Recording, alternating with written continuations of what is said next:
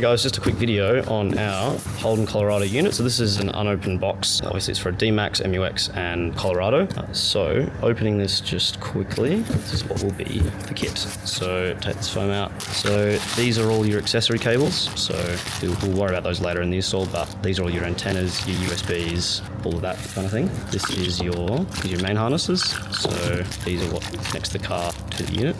These are your trim removal tools. These help you get all the plastic in your dash off without breaking it or hurting yourself. This is your installation hydration assistant stubby holder that comes with every kit. We got the main act AM series unit, so obviously still in the packaging here, but you got all the plugs back there and the fascia already on the actual unit itself. And then we have a USB. So this is for firmware updates. You just got to plug it into the back of the unit if you ever want to update it, but generally speaking, you don't have to do it too frequently. And when you do, it'll wipe the unit, so just make sure that when you do it, you really know what you're doing. You really have to. This is a wire tapping tool, so these are really handy to connect wires and that kind of thing. If you ever have to splice anything for whatever reason, it makes your life very easy. This is our USB port, so this gives you a couple of extra USBs in a pocket, which is cool. This is our OBD2 scanner that comes with the kit as well, so this is pretty handy to have. Get all the diagnostic codes and things, and this is the reversing camera that comes in the kit. So yeah, cheers. Alright guys, so we've got a 2012 to 16 Holden Colorado. My link. The actual screen is not working on this one, and that's why we're replacing it. But you can see here, you can turn the volume up,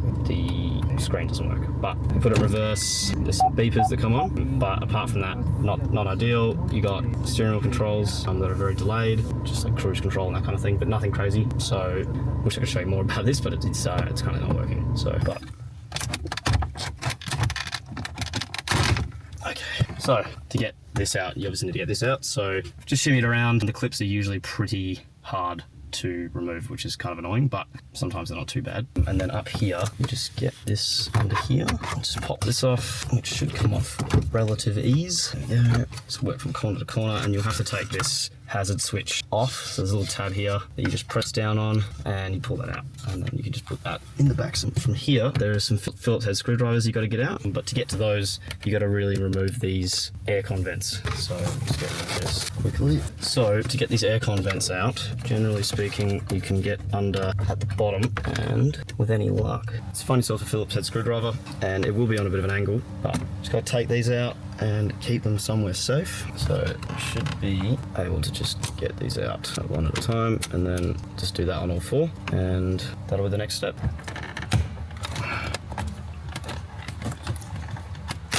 One more clip holding on just at the top. There we go. So those three clips are what you are fighting to get out, but that's how you get the aircon vent out. It's a lot easier to leverage off the bottom with these ones, so just get that in the back seat, nice and safe. And then this one's a bit tighter because of the cables behind the aircon, but if you just, yet again, the bottom, how is it? Oh, it just sets it out. So we just repeated the exact same thing for the other side. You basically just pull it off. You just got to be kind of a little bit rough with it. It can be scary, but you get used to it, taking cars apart. But, so this is the back of the factory unit. So you've got your main plug here, which has a very strange clip on it that takes a while to get out, but moving on from that, you've got a plug here. Let's have a look, let's see what the clip is. On the top, just at the top here, and obviously you've also got a radio antenna of some sort on this side of the unit here. So we just got the unit here, just took it out of the packaging from the box. On the back, we've got all of our accessory cables, GPS antenna, 4G antenna, and your radio antenna, and the main harness plug. So the main harness is this. So this is the main harness we're using. So this just plugs into the back, just here, this big black plug, and all the rest of it plugs into your car. So if we just put the unit in the back just for a second. So obviously this main massive plug goes in only one way, like so, and then it's got this weird locking mechanism, so you just pull that down and it should be in there. Then this plug here and this plug here goes plug straight in, I believe. Another plug. I know this gets plugged into the other radio thing. So with this one here, you got to go through your accessory bag and find the factory USB retention cable. So you'll know when you look at it, because it'll resemble exactly what you need for this cable here. Just slots right in, and then you've got your USB here, and then we'll go get the other cable for this third one quickly. Alrighty, so for this one, this here plugs into this. You can see where the clip is at the top, so there'll be a little notch at the top here. You just line that up and just push that one in. And if you push the tab down while you do it, should be able to get that nice and in there firmly. If we come back to our, sorry, not the head unit, the cable, so that's all the main harness plugged in. So you got your USB, main harness, and your radio. This antenna wire here needs to be tapped onto the antenna wire for the main harness. So we'll show you that later, but we just want to test the unit in the meantime. All right, so just a very quick important step when you putting in one of these units is you need to make sure that everything works before you go into the effort to fully install it. So get your main harness, plug that black cable into there, and especially with these Holden Colorados and that, because of the radio, I suspect we will have to splice into the antenna wire, but you can just plug that on there. And if we grab our keys quickly, and we turn the car just to accessory, we should have, there you go, so it's turned on. Cool, windscreen wipers are still going. The main thing we're looking for is steering wheel controls, that the volume works. Good, so steering wheel control works. It is saying obviously that the aircon controls are coming up, that's fine. So we can fix all that later.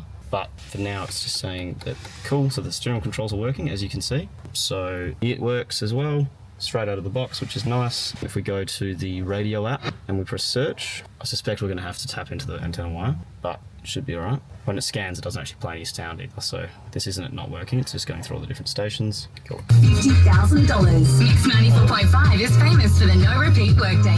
Cool, so as you can see, radio works. Still good on practice to tap into the antenna wire to get better reception, but it works, which is nice. So go from the next station to the next station, 96.9. If you want to listen to that, the 96.1 as well. Oh, sorry, 96.7, 96.9. So yeah, cool. So that works. It'll pick up even more stations when we tap into the wire, but that's good. When we put it into reverse, doesn't have a reversing camera installed yet, but obviously it triggers. That's a very good sign. So if it triggers and says no signal, that's a very good sign. So yeah, all good. Hey guys, so in your kit you're going to get a reversing camera. So it's got a bracket here, comes with screws as well that you can just use to fit wherever you like. We'll show you what we use on this specific car. This RCA, one end of the camera, so you got a power plug and you got an RCA. So one end of this is going to go into this cable, so yellow to yellow, and then if I can get that in one-handed, so yellow to yellow, and then this is going to be connected to red, and essentially what we're doing is we are using the reverse lights as a trigger to power the unit. So because it's a MyLink model, the car has a CAN bus which will tell the head unit to display the actual reverse image. This here will go into a grey cable that I will show you. This will be on the head unit side, and you won't need to actually tap into anything on this one. The only thing you'll need to tap into is on the end of this you have a red and a black. So the red on this cable here will tap into the red coming off the RCA that's connected closest to this is the camera side. This red cable here will tap into that, and then this will go into the reverse lights. We'll show you how to do that later. The accessory cables that comes in the kit. So just thought I'd show you what goes on. This cable here on the other end of this very long coil will go into the purple cam in wire. So this will get plugged into that. Just hard to do with one hand, but yeah, so that'll get plugged into this. This goes into the back of your head unit, and then you're all good. You don't have to worry about any of these three wires for now. But like I said earlier, this does not get used. If you don't have a MyLink model and you don't have a CAN bus, you need to connect this to the reverse in pin, or sorry, cable on your main harness. It'll be a orange and black wire. On the wiring diagram, if it doesn't have a label, you can find that out for yourself.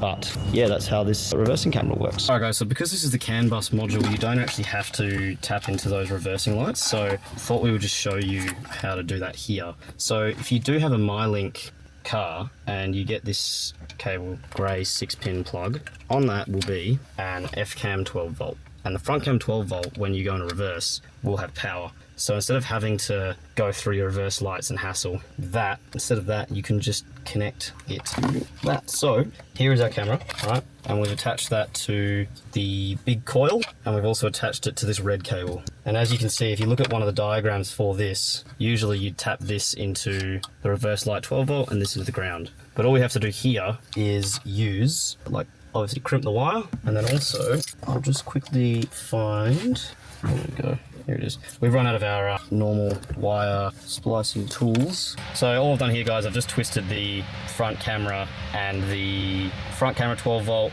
and the 12 volt positive together. I'll show you in a sec. And all we're going to do is just twist that a bunch and then put some electrical tape over it. That should be fine. There are tools that you can use in the kit to do this as well, and little clips such as this is just an example of one of those kind of clip tools. So if you wanted to, you could just put it through there, but this is pretty easy, so we're just going to do it this way. But yeah, so once you've combined them, should be all good. Just make sure you go like this, and then just twist and make sure that you do it properly. So I'm trying to just do here. So you want to just twist it. So I usually grab both at the same time and then just twist. So that way it's a very tight connection. And then we'll get some electric tape and wrap that up. Hello. So we have hooked that up. So put it in reverse. It was black and white when we first started. Sorry, hang on. There's wires everywhere at the moment because I'm trying to show you guys. But good thing to test before you decide to do the whole reversing camera. It can be a bit of a pain. So obviously you can see it's working, you know, the correct way up. There's us two.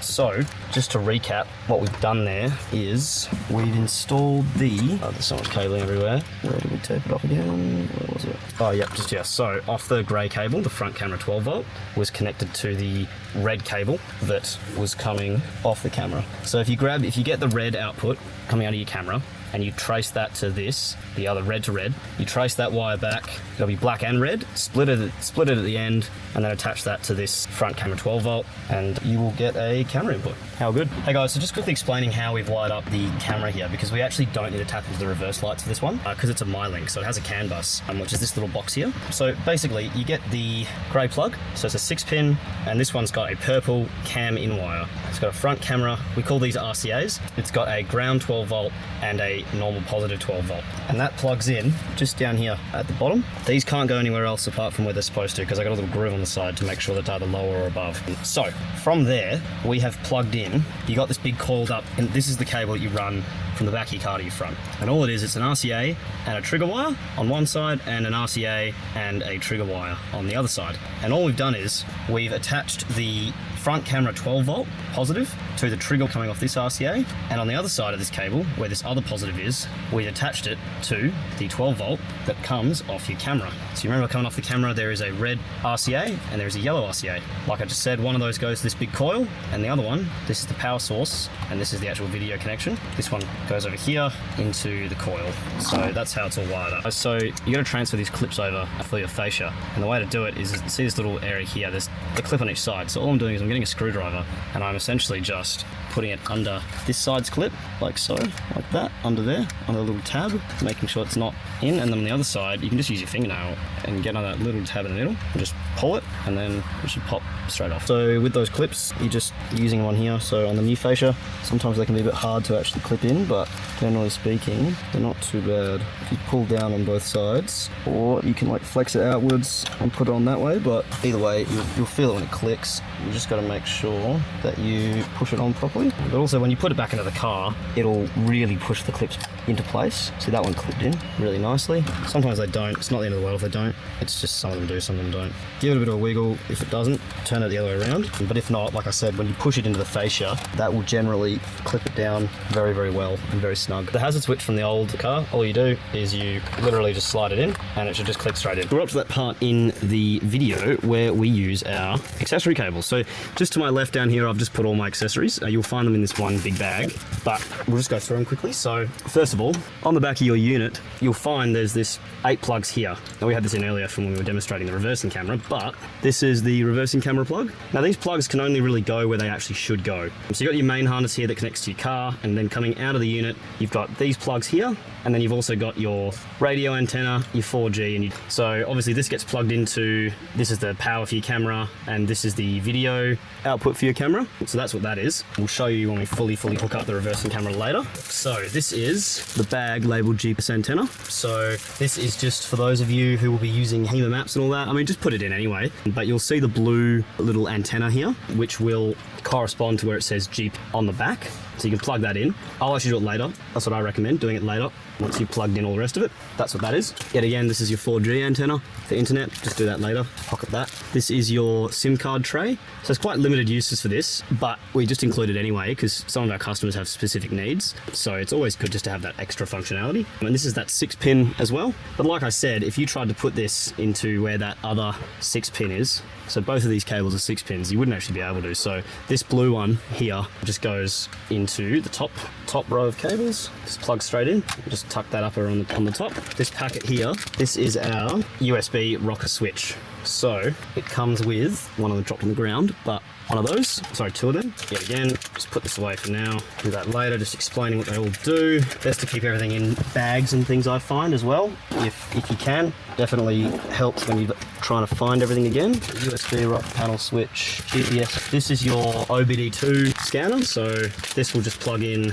under your steering wheel. It has to be within around 50 centimeters of your steering wheel, I believe, and you have to be able to access it without using any tools or anything. So if you come over here, I haven't actually installed one of these on a Colorado yet, so it'll be a first for both of us, but you should be able to see just there under the steering wheel, there is an OBD2 port. Let me just see if I can mount the camera just to show you guys quickly, just there. So you'll see there's a bit of an angle to it, but you can see it there. So you'll see that there's an angle, there's like a longer side and a shorter side and a longer side. So that just actually plugs straight into there, but it is quite tight, so I might need to use 2 hands. But that will just plug straight in there, and that is set and forget. You do not have to worry about that anymore. We'll show you how to connect with Bluetooth later, and then you can use that to scan all of your codes and get your stats and so on and so forth. So moving on here, we've got our speaker pre-outs. So video in, aux in left and aux in right. So we don't really need to use this for the moment, but if you're putting in an aftermarket system of your own, then that will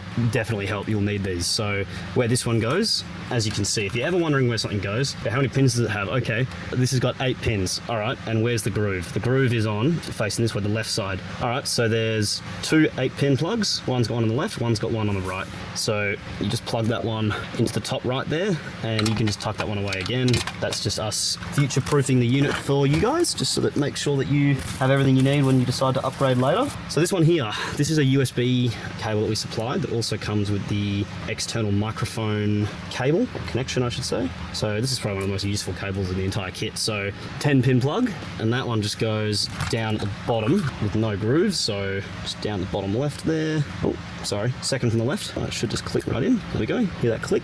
So with these 2 USBs, mainly what these are used for is your accessories. So if you decide to use any like TPMS that come from us or DAB radio or that kind of thing, you route these into your glove box just down here, and I'll show you how to do that in a second, but that's what this is used for. This purple cable here is just another USB. This is generally what I tend to use for the rocker panel switch that you get to put just down near your steering wheel here. So the rocker panel switch, the reason I use this USB instead of one of the other 2 that we just put in is mainly due to the fact that it's not a very long cable. So these other ones are quite long. So, well, they're around the same length, but I just tend to keep it easy and just use this one for the rocker panel switch. You know exactly what I'm talking about, but this is let's have a look. So it's a 4-pin plug, and there's only one 4-pin on the back.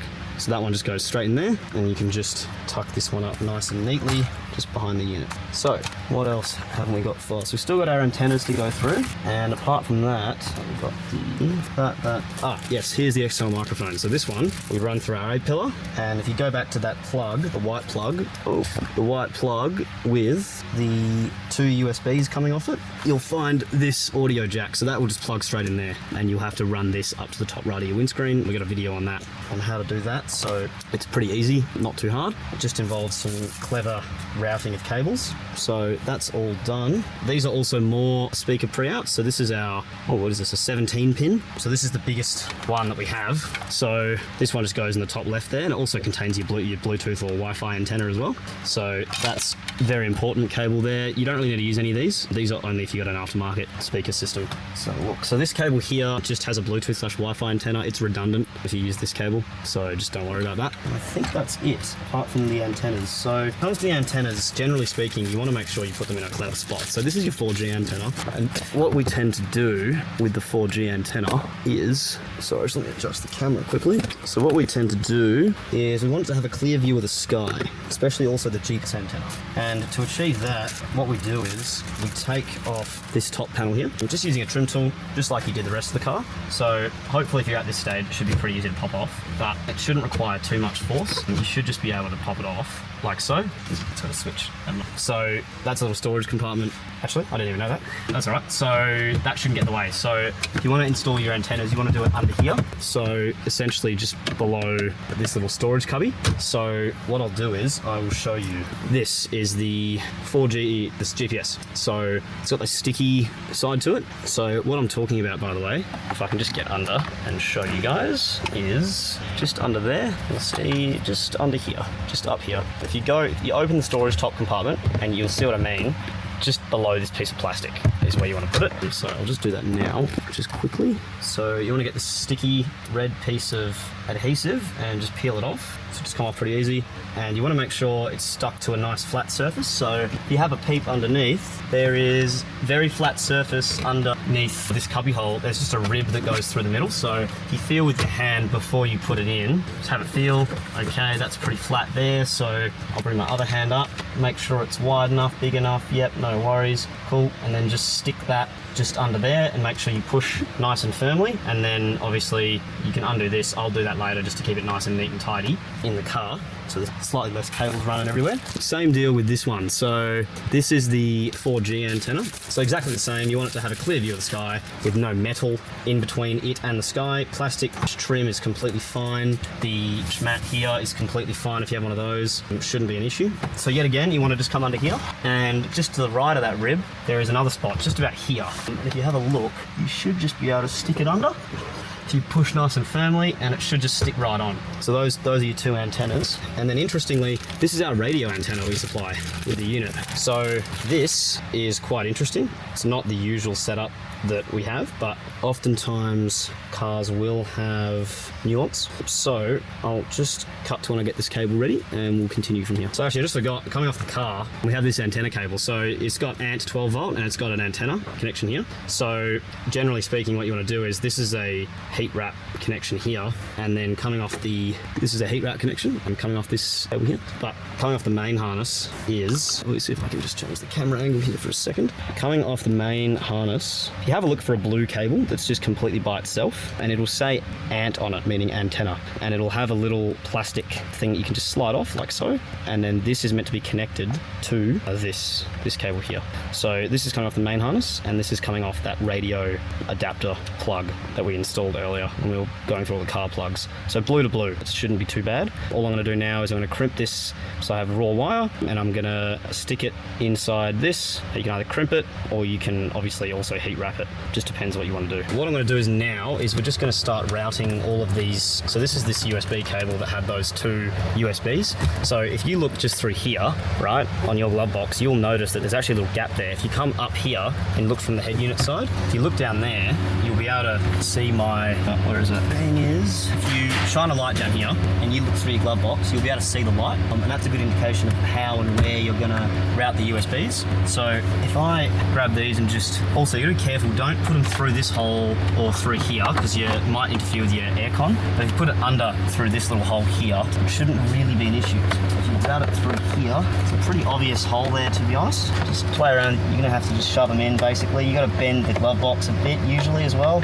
and then there they are. So they're just coming through the side here is how I would do it. If you put that there and you shut it, no worries, it closes completely fine. So that's how I would do it, and I would just keep them nice and coiled up there. If you're using DAB, you're using TPMS, this is where I'd put it. Obviously being a Colorado, it's also got this compartment up here, which my friend had a speaker in, but there's not really any space you can route cables. It's pretty airtight in there, so not really a good spot for it. So yeah, that's how you route those down there. Okay, so we already have a much more, like a very informative video on how to do the microphone. Basically what it boils down to do is, obviously you got to connect this here to the same cable that would had the 2 USBs. You got to route the microphone down through under your footwell and then up through your A-pillar. The A-pillar is pretty easy to come off. You just pop off these little, I'll just show you quickly. You just pop off these and then there should be a 10 mil around there behind it. There you go, there's a Phillips head screwdriver, so Toyotas have 10 mils. You just pop that off and then it all pulls out. If you go watch our video on it, it'll make a lot more sense. So that's how you do that. You just mount it up to the top right here. What else? In terms of GPS antenna, just leave that lying here.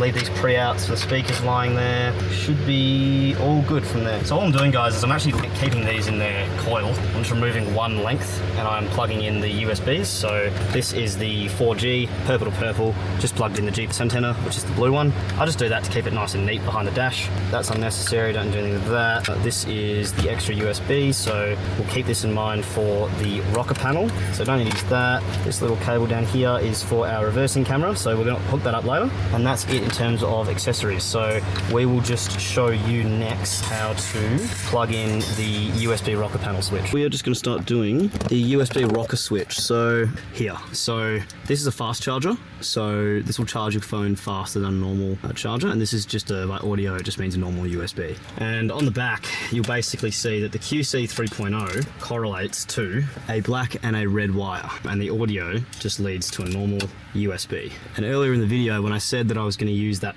purple cable, the purple USB for the rocker switch, this is what I meant. So that'll just plug straight into there and then that'll just work like a normal USB.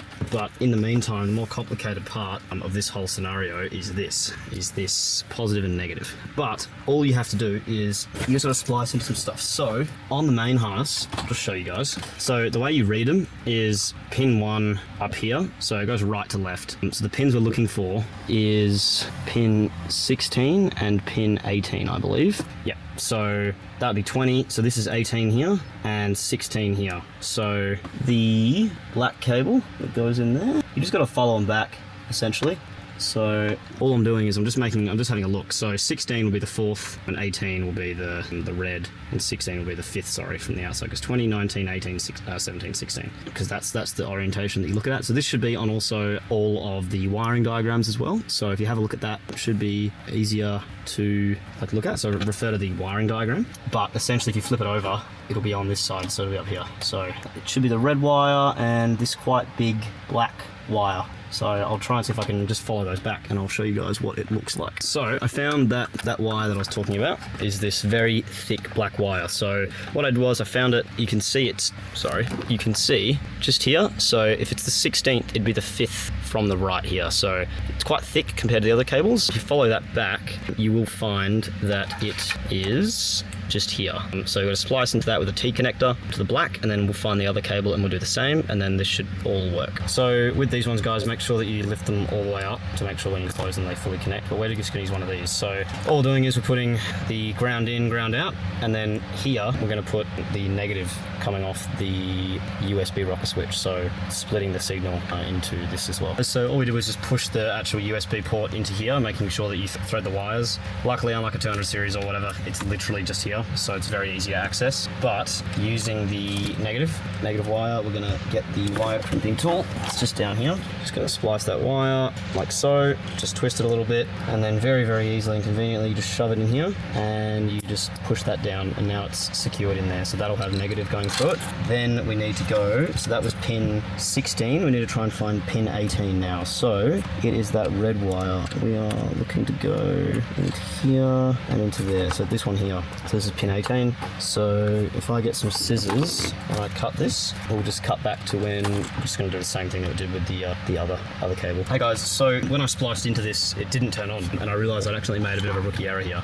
So with these connectors, whenever you're splicing in, make sure that, for example, this wire on this side here and this wire here used to be one wire. So the wires that you're splicing into, make sure they're in line. So if you're using like the accessory cable, whatever you're splicing into, so for example, this cable here is coming from the USB. This should not be in line with the original 12 volt cable that we actually spliced into. So make sure that they're in line. So for example, this here, this little connector here, if you see that with the wires hanging off it, this was the ground that I cut in half to try and splice into. So you'll see on the connector, the orange on the bottom. If I was to put this into the top here, it wouldn't work. So make sure you put it in the bottom to line it up with the cable that it, originated with, and then it should work completely fine. So we're just gonna start putting all the dash back together. So just connected the USB from the rocker panel switch to that purple cable. So that's all taken care of. Just like to wind this up, just because there's a lot of excess cable, and I like to get the electrical tape wherever that went, and I like to just tape it up, just because then it's just a bit easier when you go to finish up. So just like to go like that and just tape the whole thing together.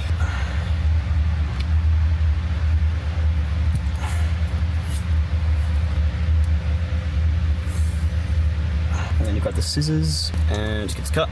Cool, so that's that taken care of. Awesome. So just double checking everything quickly before you put the car back in. So I don't need that. I like to just get out of the way everything that you don't really need. Just flick it upwards. So that you don't need that either. That's just a round cable coming off the harness. Cool. So that's all taken care of. Those USBs we fed down there, and this is the camera. So tape that up, tape the RCA up so it's nice and secure. We just used a bunch of these because these are really easy to use, but you can tap the wires in a million different ways. So that's all good. So start to put it back together. So get the hazard switch that seems to fall out quite a lot before it's plugged in. So push that back in, and here comes the challenge, which is essentially just making it all fit neatly and tidily behind the dash. So you just kind of gently grab all of it, push it all in, and then it shouldn't be too bad. You just got to stay mindful of where there is room behind the dash and kind of try and tuck all the cables into there. Now obviously before you finish tucking it in, you got to get your hazard cable, this white cable here. Make sure that it runs up through this hole and into the back here. You'll hear it click. So hazard light still works, which is good. Important if you plan on getting in any car accidents soon. So with that, just clip that in. Cool. Just before you finish doing this, just make it turns back on. Beautiful. Put it in reverse. Make sure that works. Cool. We haven't finished mounting it yet, but that's all good. Steering wheel controls still work. Cool. So that's all good. And then you just got to make sure that you finish hooking everything else up. Now, something I noticed down here, this white plug on the left-hand side, you'll see what I'm talking about. It's like a circular plug. Came loose quite easily. So I'm actually just going to put the car in drive, just give myself some room here, and you'll see it's this plug here I'm talking about. So just make sure that's all plugged in. It seems to come loose a lot easier than it should, so just make sure that's all good. It's very tight for space, so it's kind of hard to show you guys, but you'll see what I mean if it happens to you. But don't stress, just make sure you plug it back in properly. There you go, you hear it click, and there's like a little tab there. You'll see what I mean. All good. So yep, so made a quick error there with the USB, so just make sure that they're all good. Don't get in the way of any of the clips. If it's not sitting flush, most likely what has happened is, like for example here, one of those clips didn't come out, so just put that back on the fascia and push it all in. It can be a bit hard to do the first time, but generally speaking it's not too bad. Just got to make sure these clips all work. So it's already starting to try and connect to CarPlay, which is also always a good sign. Just pause it, Jake. So all we do then quickly is we just put these back in, so you just got to pop them back in just as if you took them out. Then the next step obviously is to put your head unit in, so we'll just do that now, and then we'll obviously just push this back on top of it, and then it should be all good.